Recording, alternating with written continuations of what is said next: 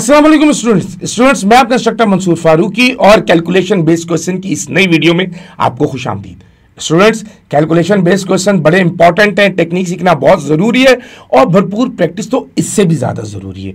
तो आए आज की इस वीडियो लेक्चर में नई टेक्निक सीखें और उसके बाद नियर पेयर क्वेश्चन बैंक पर उस टेक्निक को अप्लाई करके भरपूर प्रैक्टिस के जरिए इन सवालों पर मुकम्मल ग्रिप हासिल करें, क्योंकि ये ग्रिप एंट्री टेस्ट में भरपूर कामयाबी और अच्छे मार्क्स के लिए बहुत जरूरी है। तो आए स्टार्ट करते हैं आज का पहला सवाल। The maximum kinetic energy of photo electrons emitted from surface when photon of energy 6 electron volt fall on it is 4 electron volt. The stopping potential is. अब ये याद रखिएगा कि ये 6 इलेक्ट्रॉन वोल्ट बेसिकली वो एनर्जी है जो उस फोटोन की थी और 4 इलेक्ट्रॉन वोल्ट बेसिकली वो अमाउंट ऑफ एनर्जी है जो इस मैक्सिमम काइनेटिक एनर्जी के साथ रिलेट करती है और स्टॉपिंग पोटेंशियल का ताल्लुक भी इस मैक्सिमम काइनेटिक एनर्जी के साथ है। अब हम कहते हैं काइनेटिक एनर्जी मैक्सिमम किसके बराबर होती है? वो बराबर होती है ईवी नॉट के। अब काइनेटिक एनर्जी मैक्सिमम की वैल्यू उसने क्या बताई हमें?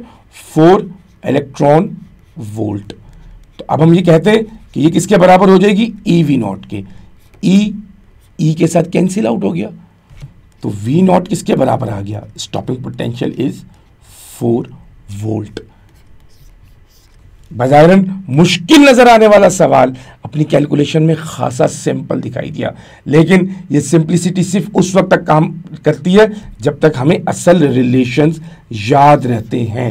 अगर हम असल रिलेशंस ना याद रखें तो फिर कोई भी सवाल आसान नहीं रहता। तो याद रखिएगा, कैलकुलेशन बेस्ड क्वेश्चंस के लिए रिलेशंस को याद रखना इंतहाई इंपॉर्टेंट है। अगला सवाल देखते हैं। वो कहते हैं equivalent resistance between A and be in figure is. अब ए एंड बी कहां पर है? ये मौजूद हमारे पास ए और ये मौजूद है हमारे पास बी। यहां पर हमने रेजिस्टेंस कैलकुलेट करनी है। अब एक बात बड़ी क्लियर हो रही है, जो बात यहां पर सबसे ज्यादा इंपॉर्टेंट है कि ये वाला हिस्सा इस बाकी सारे सर्किट के साथ पैरेलल में है। ये दोनों रेजिस्टेंस आपस में सीरीज में है, तो इनकी सीरीज की इक्विवेलेंट 6 ओम बनेगी। अब बाकी हिस्से को आप सॉल्व कर लें। अगर आप देखें तो ये दोनों भी आपस में सीरीज में होंगी। हमें कैसे पता चलता है कि कोई सीरीज में, ये पैरेलल में? अगर करंट उनमें से पास होने वाला करंट डिस्ट्रीब्यूट हुए बगैर एक रेजिस्टेंस से दूसरी रेजिस्टेंस में चला जाए तो इसका मतलब यह है कि वो सीरीज में है। अब ये सीरीज में तो ये भी 6 ओम। अगर ये देखें तो ये भी सीरीज में, इसका मतलब है ये भी 6 ओम। अब ये दोनों 6 ओम मिलकर क्या बन जाएंगे आपके पास? ये दोनों 6 ओम आपस में पैरेलल में है, तो हम ये कहेंगे 6 × 6 डिवाइडेड बाय 6 + 6 यानी 36 डिवाइडेड बाय 12 मीन्स 3 ओम्स। यानी इस पूरे कॉम्बिनेशन का जो रिजल्ट है आपके पास वो है 3 ओम। मजीद देखें जरा इसमें कुछ और बात भी, और वो बात यह है कि अगर आप देखें यहां पर इस 3 ओम को और इस 3 ओम को और ये 3 ओम, अब जो करंट यहां पे जाएगा वो इस पूरे कॉम्बिनेशन में से गुजरने के बाद यहां पर पहुंचेगा और फिर इसमें से पास कर देगा। इसका मतलब ये कि तीनों 3 ओम्स ये आपस में सीरीज में है। तो फिर इसका मतलब ये हो गया कि इस पूरे सर्किट का जो यहां पर मौजूद है कॉम्बिनेशन 3 + 3 + 3 यानी 9 ओम, और ये 9 ओम इस 6 ओम के साथ पैरेलल में है। अब जब मैं इसको सॉल्व करता हूं तो मेरे पास जो फाइनल इक्विवेलेंट रिजल्ट आ रहा है वो आ रहा है 9 × 6 डिवाइडेड बाय 9 + 6। अब आप इसको सॉल्व कर लें तो ये ऊपर बन गया आपके पास 54 और आपके पास नीचे बन गया 15। अब देखिए यहां से हमारे पास कुछ एस्टिमेशंस भी हो सकती हैं। हम ये कहते हैं 54 डिवाइडेड बाय 15 कभी भी 1.6 नहीं हो सकता, क्योंकि 1.6 अगर होता तो 15 को आप 1.6 से मल्टीप्लाई कर दें तो वो आंसर तो 30 से कम आता। तो ये तो 54 है, फिर ये 9 नहीं हो सकता, ये इवन 12 भी नहीं हो सकता, तो फिर एक ही ऑप्शन है 3.6। अच्छा, ये तो हो गया एस्टिमेशन। अगर कैलकुलेट करना पड़े तो हम ये कहते हैं कि हमारे पास, आप इसको कैलकुलेट करें, 54 15 डिवाइड करें 3 के साथ, जब मल्टीप्लाई करके इसको लिखेंगे तो 45, और ये बन गया अब आपके पास, इसको अगर आप सॉल्व करें तो ये बन गया आपके पास 9। एक बात तो क्लियर होगी कि जो भी आंसर है वो 3 से स्टार्ट हो रहा है, लेकिन अगर मैं फिर भी इसको सॉल्व करूं तो मैं यहाँ पे लगाता हूँ पॉइंट, यहाँ पे लगाता हूँ 0, यहाँ पे लिखता हूँ 6, और 6 के साथ जब 15 को मल्टीप्लाई करूंगा तो ये बन जाएगा मेरे पास 90, और ये कंप्लीट होगी डिवीजन। यानी यहाँ पर ऑप्शन बी 3.6 ओम बेस्ट ऑप्शन है। The current through a resistor of 100 ohm when connected across a source of 220 volt is। अब देखिए यहां पर I is equal to V over R का रिलेशन। अब V की वैल्यू 220, R की वैल्यू 100, 0 के साथ कैंसिल हो गया। अब मुख्तलिफ लोग इसको मुख्तलिफ तरीके से सॉल्व कर सकते हैं। हम कहते हैं सबसे आसान मेथड, इस 10 को, अब जो आपके पास वैल्यू बन गई ना 22 डिवाइडेड बाई 10, इसको जस्ट ऊपर एडजस्ट कर दें तो ये 2 के साथ 0 लिखा हुआ है, इनके दरमियान में जहां पे 1 आ रहा है वहां पे पॉइंट लगा दें तो ये बन गया आपके पास 2.2 एम्पियर। यानी ऑप्शन सी यहां पर बेस्ट ऑप्शन है। अगला सवाल, a student has 10 identical resistors, each of resistance are, number of resistor given है, सबकी रेजिस्टेंस बता दी है, determine the minimum resistance made by him. अब देखिए आपने जब भी चीजों को सीरीज में लगाते हैं ना तो आपके पास सीरीज में लार्जर रेजिस्टेंस आती है, और जब भी आप पैरेलल में लगाते हैं ना तो स्मॉलर होती है, smaller than least in combination. यानी जब भी आपने छोटी रेजिस्टेंस हासिल करनी होती है, जो भी गिवन रेजिस्टर्स है उनकी मदद से आप हमेशा पैरेलल में जोड़ते हैं।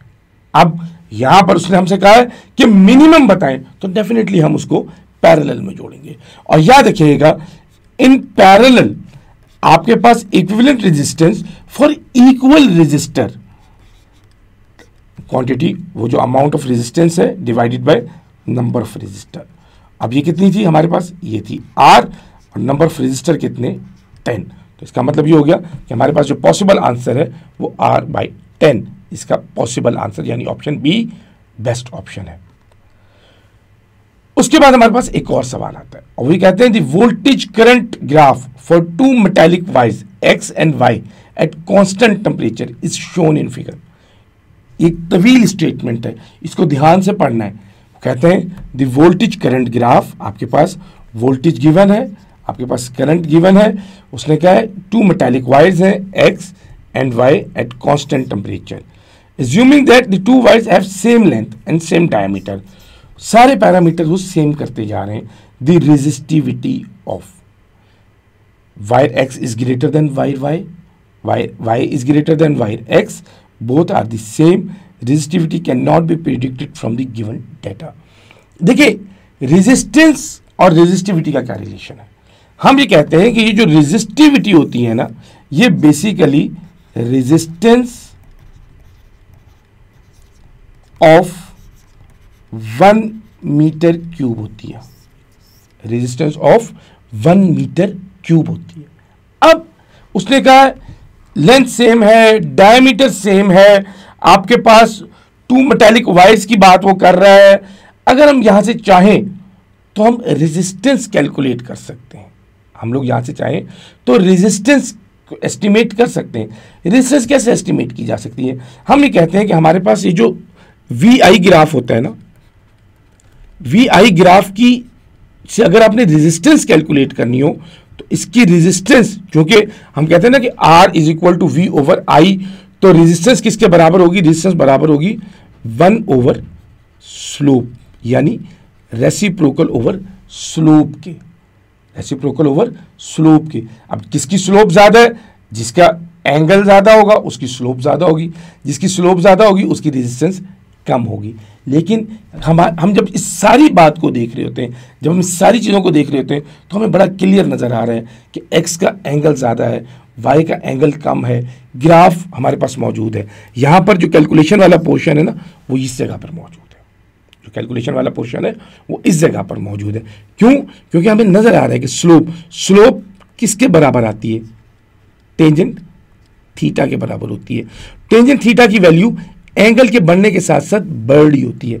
अब जैसे जैसे 0 से 90 की तरफ जा रहे होते हैं, टेंजेंट थीटा की वैल्यू 0 से इन्फिनिटी की तरफ जाना शुरू हो जाती है। तो फिर जब एंगल बढ़ता है तो स्लोप भी इंक्रीज हो रही होती है।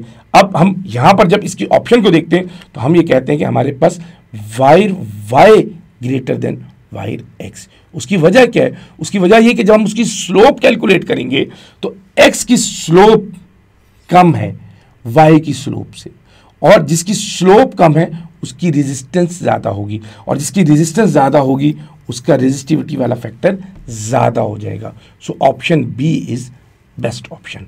सो इस वीडियो लेक्चर को देखें, इसमें ग्राफ से रिलेटेड बात थी, कुछ कम्बिनेशन से रिलेटेड बातें थी, कैलकुलेशंस थी। इन सारी कैलकुलेशंस को सीखिए, टेक्निक को जहन में रखें कि कब कैलकुलेट करना चाहिए, कब हम बगैर कैलकुलेशन के भी अंदाज़ा लगा सकते हैं, कब सिंपल इजम्पशन से हम लोग आंसर कैलकुलेट कर लेते हैं किसी भी न्यूमेरिकल का। सो ये सारी बातें समझना बहुत ज़रूरी है। Wish you all the very best.